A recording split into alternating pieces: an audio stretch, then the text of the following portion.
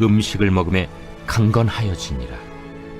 사울이 다메섹에 있는 제자들과 함께 며칠 있을새 즉시로 각 회당에서 예수가 하나님의 아들이심을 전파하니 듣는 사람이 다 놀라 말하되, 이 사람이 예루살렘에서 이 이름을 부르는 사람을 멸하려던 자가 아니냐?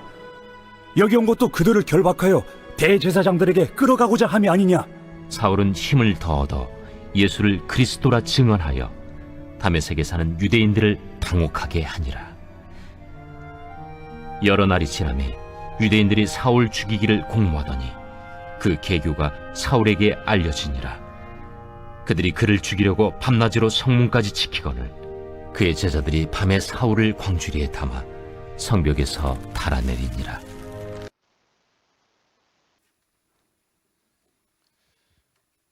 바울 사도가 예수 믿는 사람들을 붙잡아 이제는 해를 끼치기 위해서 감옥에 넣고 핍박하기 위해서 다메섹으로 가다가 그는 주님을 만나게 됩니다. 그때 주님이 이렇게 바울의 대답에 주여 뉘신이니까 라고 물을 때에 나는 내가 핍박하는 예수다 그렇게 말씀하세요. 그리고 난 다음에 이 바울 사도가 다메섹의 직가라는 거리에 있는 그곳에 가서 이제는 눈이 보이지 않았기 때문에 그리 갔죠. 그리고 난 다음에 예수님께서 아나니아라는 제자를 통해서 가서 사울의 눈에 안수해줘라 그렇게 얘기합니다. 그래서 사울의 안수를 받고 난 후에 이제 그가 비늘이 벗겨지게 됩니다. 비늘이 벗겨졌다. 비늘이 벗겨지고 난 다음에 이제 음식을 먹어서 건강하게 되었어요. 음식을 먹고 건강하게 되고 난 다음에 어떻게 바울은 어떤 행동을 했는가 하는 것이 오늘 본문의 말씀부터 31절까지 내용의 말씀입니다. 이제 예수를 핍박하고자 달려갔던 그 이제 사울이 다시 예수를 믿는 자가 되고 그 다음에 이제는 그가 어떤 행동을 했는가 하는 것들을 우리들에게 말씀해 줍니다. 오히려 이제는 핍박자가 아니라 전도자가 됩니다. 예수를 전하는 사람이 되었다는 겁니다. 생의 전환을 가져왔습니다. 새 사람이 된 것입니다. 핍박자에서 전도자로 바뀌게 되고 이런 생의 전환점을 가져온 사도 바울의 모습을 우리가 선교의 사명의 입장에서 한번 생각해 보고자 합니다. 오늘 본문의 말씀 32절까지 있는 말씀을 좀 압축해 보게 되면 크게 세 가지로 정리할 수 있습니다. 하나는 다메섹의 전도, 두 번째는 예루살렘에서의 전도, 세 번째는 다소로 보내진 사울 이렇게 말할 수가 있습니다. 그 중에 다메섹 전도는 어떤 전도이겠습니까? 여러분 상황을 잘 보시기 바랍니다. 지금 사울은 왜 갔어요? 간 이유가 예수 믿는 사람들을 잡아서 핍박하고자 갔잖아요. 그런데 갑자기 여러분 여기 보게 되면 그가 음식을 먹고 강건해지고 난 다음에 즉시로 회당에서 예수의 이름을 증거합니다. 즉시로 했다 그 말입니다. 여러분 이곳은 정말 사실 전도하기가 어려운 곳이 아니겠습니까? 왜 그렇습니까?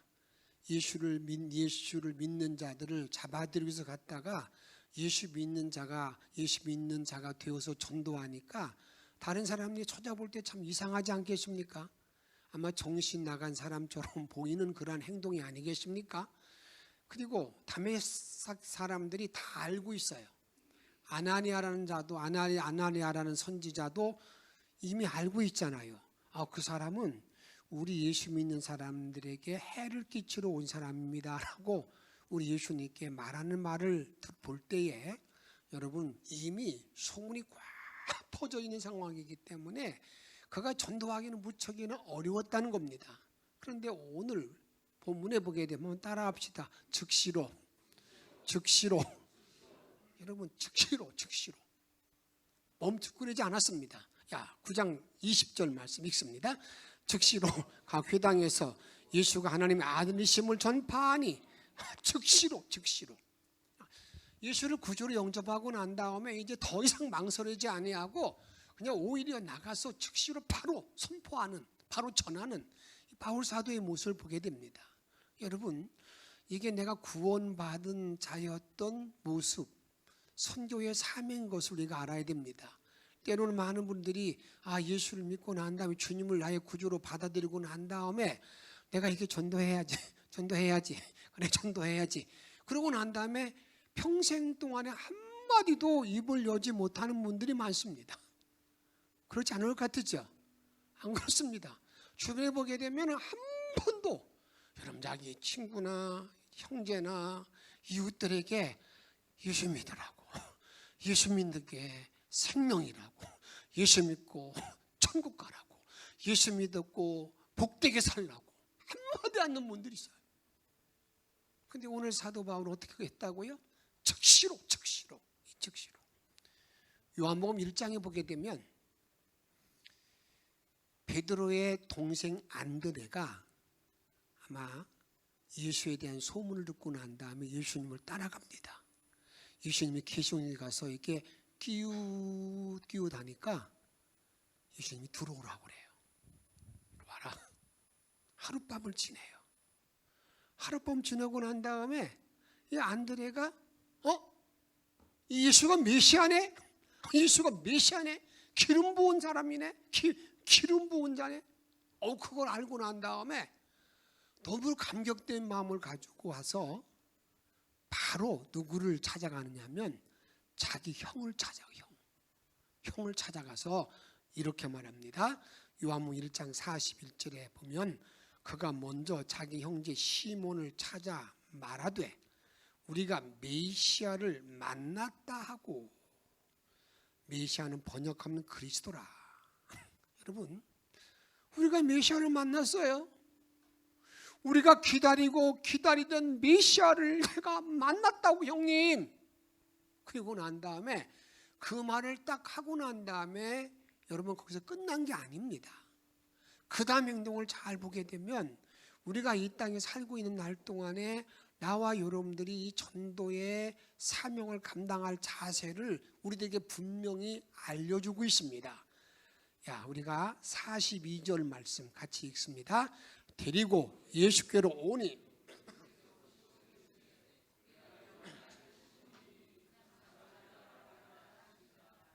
여러분 어떻게 했다는 거예요? 자기 형을 데리고 왔다는 거예요. 데리고 왔다는 말은 순수하게 데려왔다는 말도 되지만 여러분 그 형이 한마디 했을 것도 같지 않아요? 또 이렇게 왜 말 아니냐 말이야. 너나 잘 믿으라고. 그런 여러 가지 말 들을 수 있잖아요. 그래 자관 데리고 예수께로 왔어요. 여러분 이게 여러분들에게 우리가 전도 대상자를 향한 우리 마음이 되어야 된다 그 말입니다. 데리고 예수께 딱 오니까 예수님께서 시몬을 딱 보더니 너 장차 게바가 되리라. 게바라는 말은 베드로와 똑같은 말이거든요. 반석. 너 반석이 될 거다.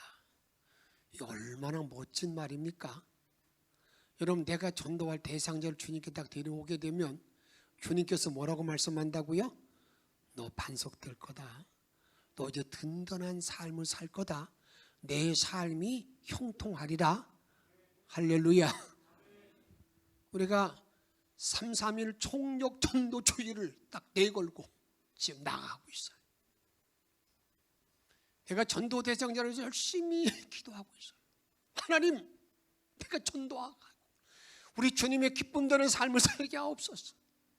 내가 그 사람 꼭 주께 인도하기를 원합니다 라고 간구하고 있는데 여러분 주님은 오늘 뭐라고 말씀합니까?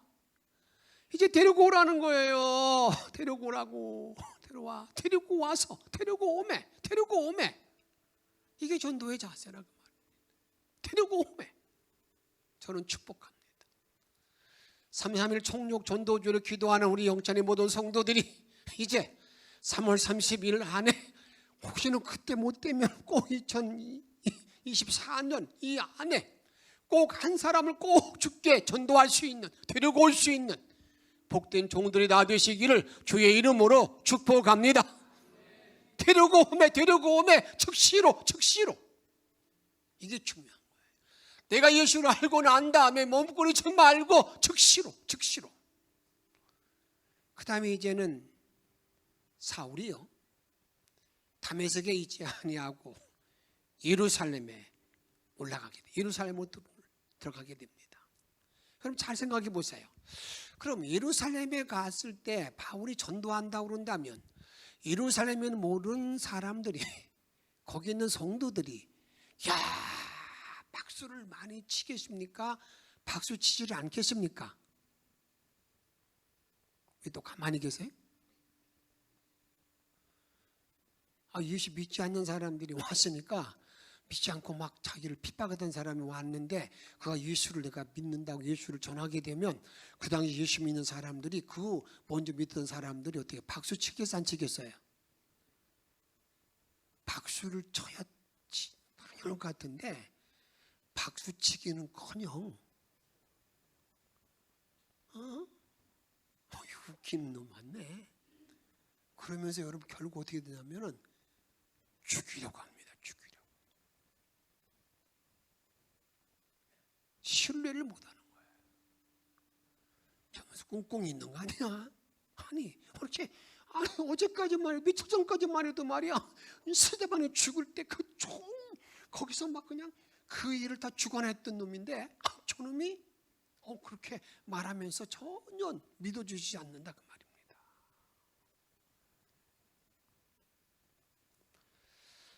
여러분, 여기서 우리가 지금까지 예수 믿는 자들을 죽이려 하였지만 이제는요, 증거하는 자가 되었다, 그 말의 의미는 생의 전환점을 가져왔다는 거예요. 한번 따라 합시다. 새 사람이 되었다. 새 사람이 되었다. 이 새 사람이 되었는데 오히려 어떤 일이 벌어지게 되느냐? 사도행전 9장 20절 말씀 읽도록 하겠습니다. 또 주 예수의 이름으로 담대히 말하고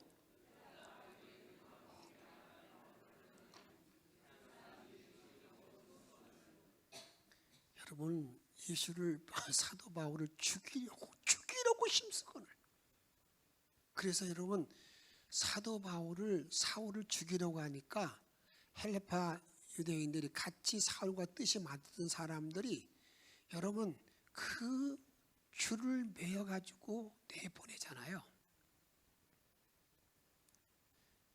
새 사람이 된 바울을 왜 죽이라고 했을까? 다른 이유가 아니에요. 배신자라는 거예요. 넌 배신자야. 아니 말이야, 지금까지 그 예수 믿는 사람들은 사람 취급도 않고 그들은 죽어야 마땅하다고 한 놈이 말이야. 아니 오히려 예수를 전해? 저 배신자라는 입장. 또는요, 이렇게 말할 수 있어요. 그 당시 사도 바울이 여러분 별 볼 일 없는 사람이었다라고 그런다면 절대 죽이려는 마음이 없었을 것입니다. 사도 바울은 그 당시에 너무 유명한 지성인이에요. 지성인. 사울이 스스로 말했던 것처럼 그는 그 당시 유명한 랍비 가마리엘의 문화생입니다. 지금 우리나라 현실로 말하면 우리나라의 최고의 대학의 최고의 학부를 나온 사람이에요. 그리고 그 당시 모든 예루살렘에 있는 모든 사람들이 저 사울이라는 사람을 다 알고 있어요. 젊은 청년, 위대한 인물. 그러게 스데반이 죽을 때에 돌을 던졌던 모든 사람들이 그 옷을 벗겨서 사울 앞에 가져오잖아요. 가져온다고요. 여러분, 이렇게 뭔가 뛰어난 인물이었다고요. 뭔가 기대가 되는 사람이었는데 아니 저자가 그러면서 이제는 그렇게 되니까 이 미움이 북받쳐올 뿐만 아니라 저자를 놔뒀다 하면 우리 큰일 나겠구나 하는 그런 마음 때문에 여러분 사울을 죽이려고 한다 그 말입니다. 근데 더 깊은 의미는 어떤 의미가 있냐면요, 바울이 체험적인 신앙을 가지고 있기 때문에 죽이려고 하는 거예요. 체험적인 신앙.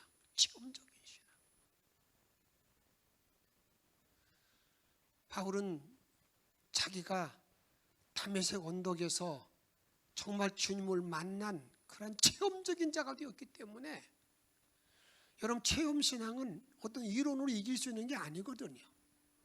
무슨 얘기를 해도요, 자기가 경험했는데, 내가 경험했는데, 내가 병이 나았는데, 내가 이렇게 달라졌는데 그것을 말하면 누가 그걸 말할 수 있겠어요? 학습무당은 절대 강신무당을 넘볼 수 없는 거예요. 내가 체험적인 신앙이 되면은요, 다른 사람이 무슨 말을 해도요, 거기에 대해서 정확하게 그 주의 이름을 증거할 수 있듯이 바울 사도는 체험적인 신앙이 되었기 때문에, 여러분, 그 유대인들이 그렇게 무슨 말을 해도요, 전혀 굴하지 않고 더 담대하게 대담하게 복음을 전하는 바울을 보게 된다, 그 말입니다. 사도 바울의 체험은요, 그가 성경을 보면 갈라디아 보게 되면 3년 동안 아라비아 사막에 가서 그가 연단받습니다. 3년 동안 아라비아 광야의 연단은 아마 이 바울을 통해서 엄청난 체험적인 신앙을 바꾸게 되는데, 그의 체험적인 신앙이 어떤 신앙인 줄 아십니까? 삼층천을 봄. 삼층천이라는 것은 하늘의 신비한 그 세계를 다 보았다는 거예요. 그리고 난 다음에 그는 그 삼층천을 본 자의 그러한 고백으로 이렇게 말합니다. 내가 이렇게 많은 고난을 받고 지금 어려움을 당하고 현재 심히 고통스럽지만 장차 나에게 나타날 영광에 비교하면 아무것도 아니다. 이런 삼층천의 신앙을 가지고 있던 사람이에요. 그리고 하나님께서는 그 사울에게 어떤 은총을 준 줄 아십니까? 이 성경이 다 풀어지게 만드는 거예요. 성경의 비밀이 다 풀어지게 만듭니다. 창세기 3장의 여자의 후손이 이게 누구일까? 많은 의구심이 있잖아요. 그런데 이제 그 갈라디아서에 보게 되면 그 여자의 후손이 예수인 것을 알아는 이런 엄청난 계시의 비밀들을 하나하나 지적해낸 사람이 누구냐? 이게 사도 바울인데, 그가 3년 동안에 어딥니까? 그 3년 동안에 아라비아 광야에서 그런 일을 감당했다고 우리가 볼 수가 있다, 그 말입니다. 그리고 그는 성령의 능력 안에 사는 비결을 말하고 있습니다. 성령을 쫓아행하라. 그래야 육체의 소욕을 이길 뿐만 아니라 우리가 능력 안에서 우리가 바로 살 수 있음을 우리들에게 알려주고 있다, 그 말입니다. 여러분, 이렇게 새 사람 된 그 사도 바울을 통해서 우리는 오늘 이걸 한번 찾아봐야 됩니다. 나와 여러분들이 예수를 믿고 난 다음에 새 사람이 된 사람의 과제는 뭘까? 내가 예수를 믿고 난 다음에 나에게 주어진 모든 삶을 이끌어 나갈 때에 그 새 사람의 과제, 임무는 뭘까? 그냥 밋밋하게 세상을 살아가는 것일까? 어떤 자세로 살아가는 것이 새 사람의 과제일까 하는 그러한 질문입니다. 새 사람의 과제의 제일 첫 번째는요, 세상에 대하여 초연해집니다. 참으로 이상한 일입니다.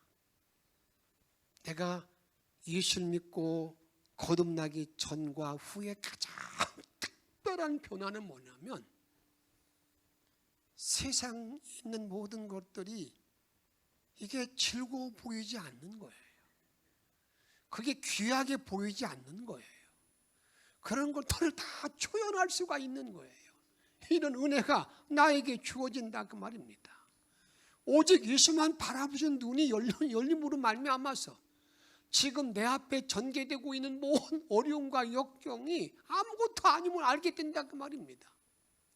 세상이 초연해지기 때문에 여러분 지금 전 세계 각국에 나가 있는 모든 선교사들의 이 말을 잘 빌리면 그들 똑같습니다.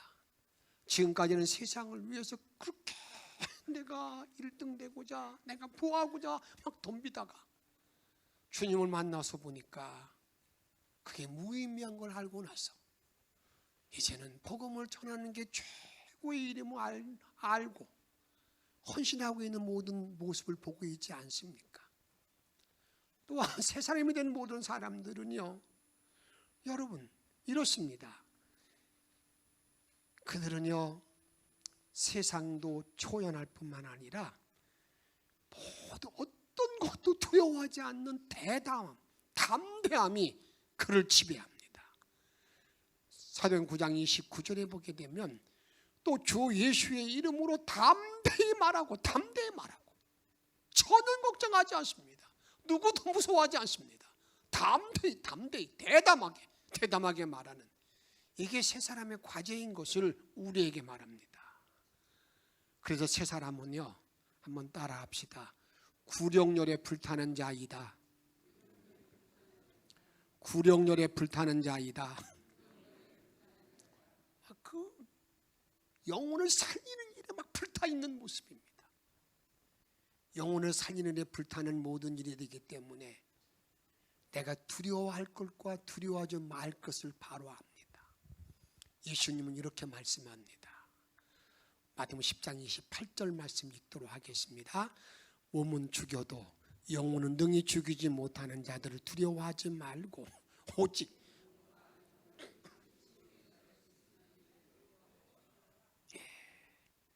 우리가 세상을 사는 동안에요, 예수님께서는 이 땅에 너희들 너무 몸 죽이는 사람을 두려워하지 마. 몸과 영혼을 함께 죽일 수 있는 사람, 몸과 영혼을 함께 다스릴 수 있는 사람, 몸과 영혼을 함께 지옥 보낼 수 있는 사람, 그게 누구예요? 하나님을 두려워하라는 거예요. 하나님을 두려워할지언정 사람 두려워하지 말라는 겁니다. 구령열에 불타는 모든 사람들은요, 이 세 사람 된 사람들은요 사람을 두려워하지 않아요. 사람을 두려워하지 않고요, 또 상대방의 모든 거 부러워하는 마음이 없어요. 부러울 마음이 생기지 않습니다. 이것을 잠언 24장 1절에 보게 되면 너는 악인의 형통함을 부러워하지 말며 그와 함께 있으려고 하지도 말지어다. 세상이 잘 되는 것, 예수 믿지 않고 잘 되는 것, 그들을 부러워하지 마. 구령열에 불타는 모든 사람들은요 세상 것이 이렇게 부럽지 않습니다. 그것이 이렇게 정말 내가 꼭 가져야 될, 누려야 될 것으로 여기지 않는다 그 말입니다. 그러면서 구령열에 정말 불타는 사람은 어떤 사람인지 아십니까? 상대방을 긍휼히 여기는 마음이 그 마음에 막 꿈틀거려요. 바울은 이방인의 사도로서 많은 이방인들에게 복음을 전하는데 그는 그의 마음에 항상 자기 마음을 두드리고 있는 애끓는 그러한 아픔이 있었습니다. 괴로움이 있었습니다. 그게 뭔지 아십니까? 내가 이방인에게 복음을 전하지만 내 민족, 내 형제, 자매 그들 향한 그 애끓는 마음을 그 로마서 9장 3절에 보게 되면 나의 형제 곧 고륙의 친척을 위하여 내 자신이 저주를 받아 그리스도에게서 끊어질지라도 원하는 바로다. 그 애끓는 마음을 가져본 적이 있습니까? 내가 저 사람이 구원을 받는다 그런다면 나는 하나님에서 떨어져도 나는 괜찮다는 마음, 이 간절한 열정, 이것이 우리가 3.3.1 총력 전도주의를 향한 우리의 자세라 그 말입니다. 그냥 시간 지나면 그냥 가겠지. 그냥 아이고 귀찮게 일을 한다. 그게 아니라 그런 간절한 마음을 가지고 바울이 지금 말하고 있잖아요. 나는 끊을지라도 나는 바라는 바다, 내가 원하는 바다, 나 그 길 가겠다. 한 영혼을 살리는 그런 간절한 마음, 이 마음을 지금 우리들에게 말씀하고 있다 그 말입니다. 그런데 중요한 것이 하나 있습니다. 새 사람, 예수를 믿고 구원받은 모든 사람, 예수님이 나의 구주가 된 모든 사람들에게는 반드시 흔적이 나타나야 됩니다. 흔적, 예수 믿는 자의 증거, 이게 흔적이 나타나야 된다 그 말입니다. 오늘 본문을 보게 이렇게 말하고 있습니다. 사도 바울이 예수를 믿고 난 다음에 그에게 복음을 전할 때 어떤 증거가 나타났는가? 오늘 본문을 잘 보게 되면요, 유대와 갈릴리와 사마리아의 교회가 평안하고 든든히 세워지게 됩니다. 주님을 경외하고 성령의 위로가 진행됩니다. 믿는 자의 수가 날마다 증가됩니다. 여러분, 이것을 한마디로 31절에 이렇게 정리합니다. 같이 읽도록 하겠습니다. 그리하여 온 유대와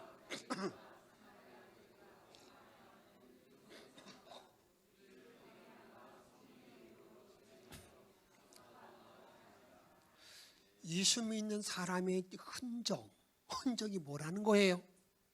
여기 이렇게 말합니다. 정말 진짜 예수 믿는 사람으로 말미암아서 교회가 평안해지고 든든히 서간다는 거예요.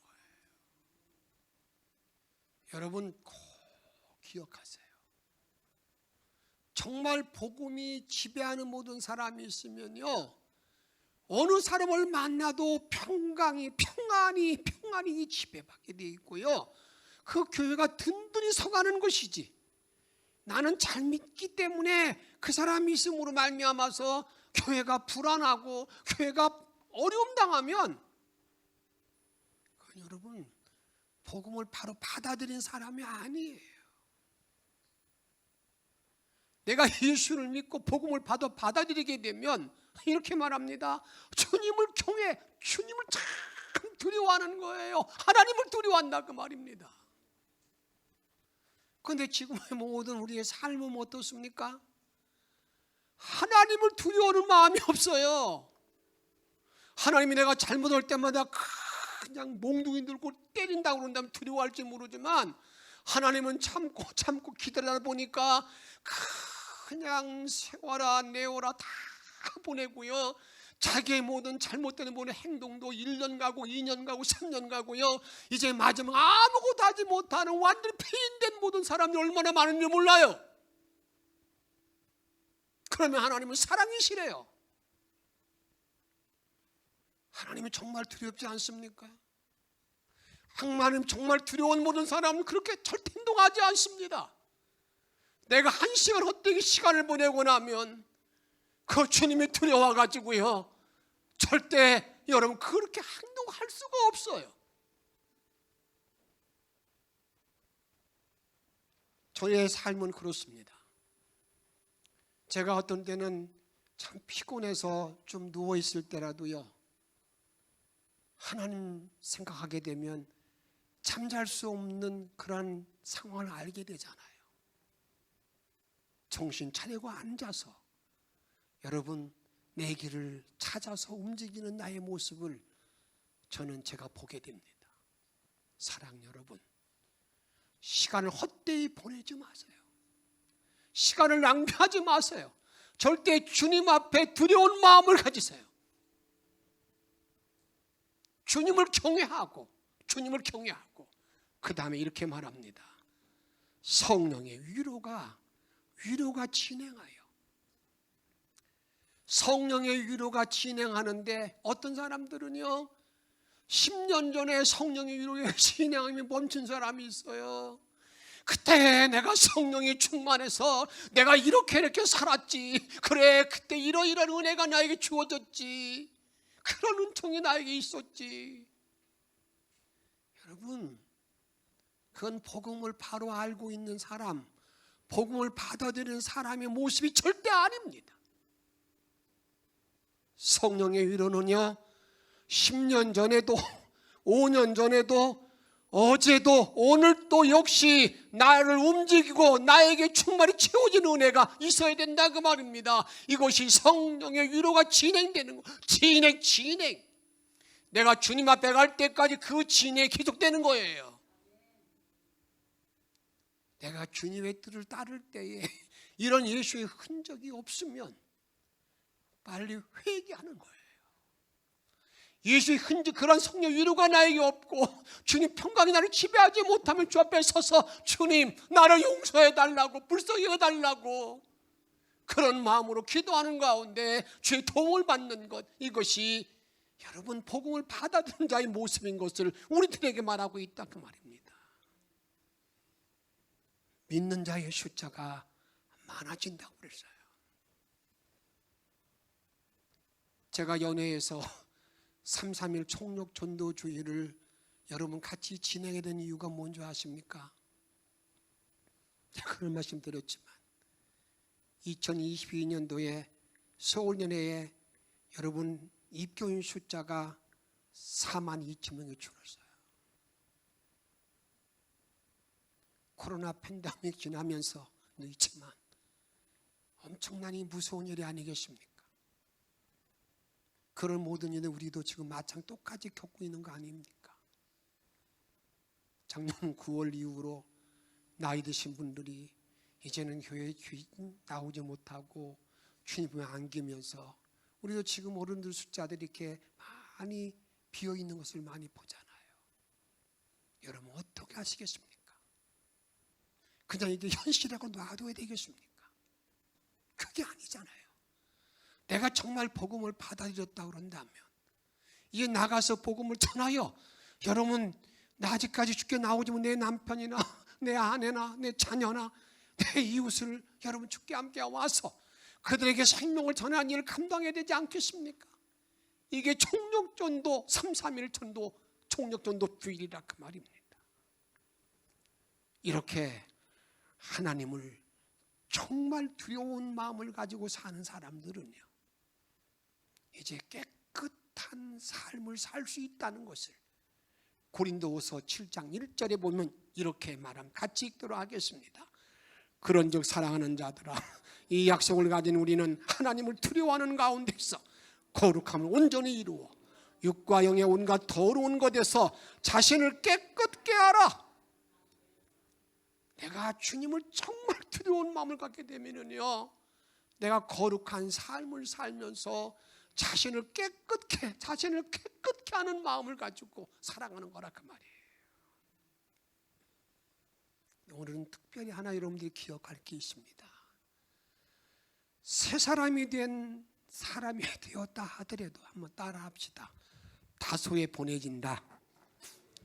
다소에 보내질 수가 있습니다.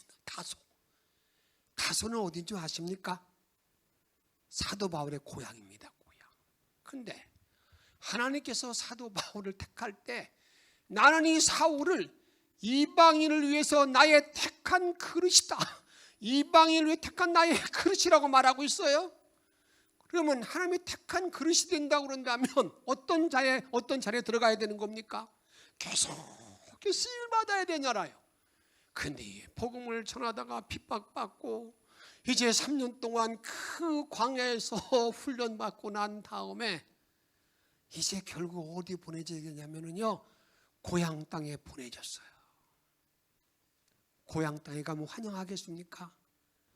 고향 땅에 있는 많은 사람들이 아유 저 녀석 참 위대한 인물 될 줄 알았는데 이거 봐라, 아이고 시골에 썩고 있네. 저 똑똑한 머리 가지고 썩고 있네. 저 가마리엘 문해생 중에서 저 사람이 지금 폐인됐네. 그 세월을 얼마 동안 보낸 줄 아십니까? 13년. 사랑 여러분, 우리가 믿음의 길을 걷다 보게 되면은요, 내가 다소의 처지에 놓여 있을 때가 있어요. 그 다소의 처지에 놓여 있다 하더라도 절대 여러분 실망하지 마세요. 낭망하지 마세요. 하나님께서는 어떻습니까? 영혼의 다트를 붙잡고 있는 예수를 쭉 바라보다 보게 되면, 이제 사울이 13년 동안 고향 땅에 여러분 버려져 있을 때에 바나바를 통해서 바나바가 이렇게 찾아와서 말합니다. 나와 함께 복음을 전하자. 나와 함께 안디옥 교회에 목회 감당하자. 비록 내가 다소의 지금이 있다 할지라도 여러분 너무 거기에 실망과 좌절하지 마시고요, 전능력 하늘을 바라볼 수 있는 눈이 활짝 열리기를 주의 이름으로 축복합니다. 추나 현상의 꽃이 있습니다. 추나 현상의 꽃은요, 겨울에 그 좋은 날씨를 지나지 아니하면요 봄에 꽃이 피지 않는다고 합니다. 봄꽃 가운데 아주 예쁜 꽃들을요, 따뜻한 지방에 아무리 심어도 꽃이 피지 않습니다. 그게 하나님의 섭리예요. 내가 추운 곳에 지금 던져져 있을 때 언젠가 때를 기다리게 되면 주님이 나를 쓰실 날을 기억하면서 주님을 바라보면서 나의 삶에 참된 복음의 증언자로서 승리하는 저와 여러분의 생이 되어지기를 주의 이름으로 축복합니다. 주신 말씀과 함께 찬양을 부릅니다. 오직 주의 사랑에 매여.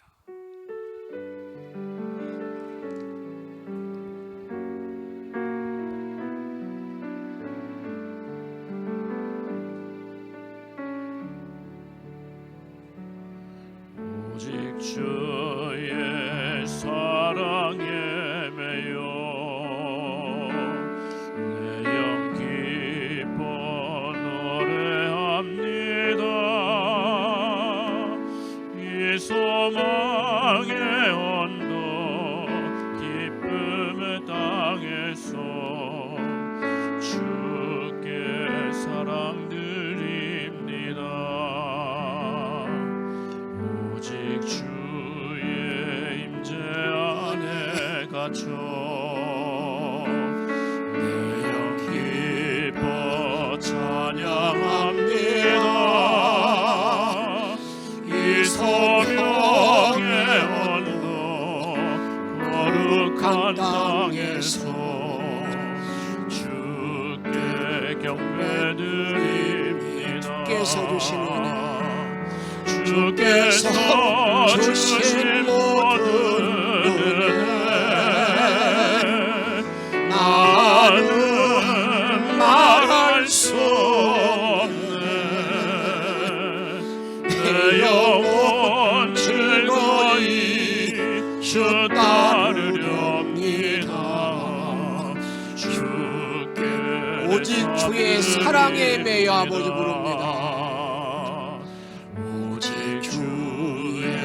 사랑에 매여 내 영 기뻐 노래합니다. 이 소망의 언덕 기쁨의 주께 땅에서 사랑드립니다.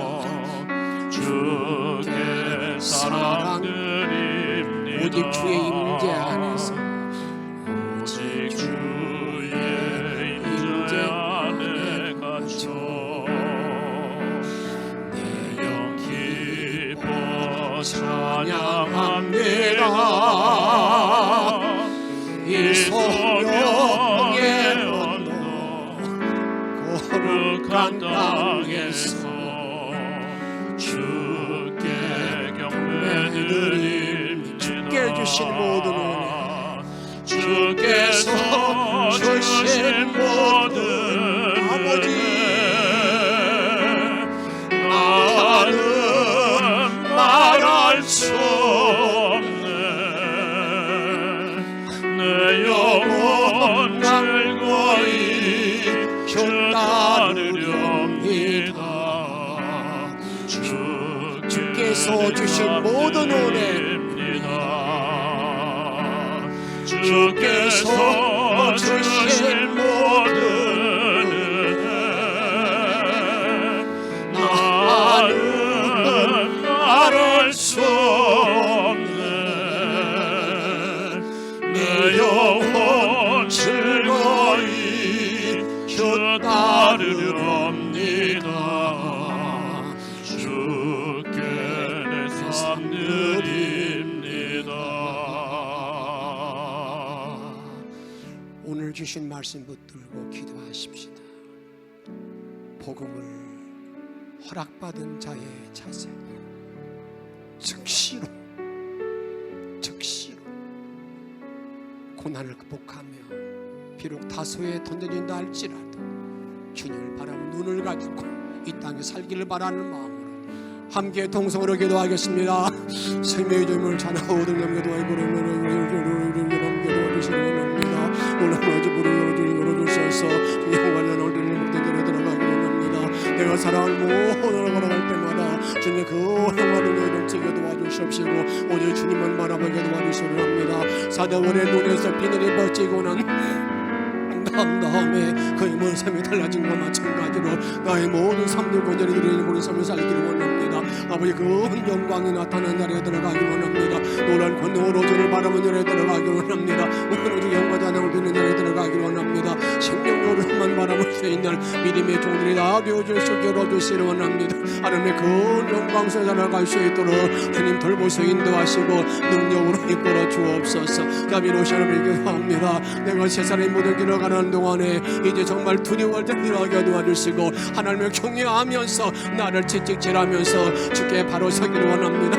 거룩한 자의 삶을 살기 원합니다. 위대한 믿음을 허락할 수 있는 자리에 들어가기 원합니다. 능력으로 주님을 바라보기를 원합니다. 오 주만 바라오며 남은 생을 살아갈 수 있도록 걸으시기 원합니다. 영원을 드리는 자리에 들어가기 원합니다. 생명력으로 주만 바라볼 수 있는 목대인 믿음을 하게 도와주시기 원합니다. 내가 비록 다소에 있을다 할지라도 두려워하지 말게 도와주시고 정말 주 인정받은 모든 언제가 쓰임받는 기억하시고 이런 푸른 능력의 말씀으로 일생을 승리하시도록 도우시고 인도하시고 생명력으로 함께하여 주옵소서. 우리를 사랑하시는 예수님의 이름으로 감사하며 간절히 기도하옵나이다.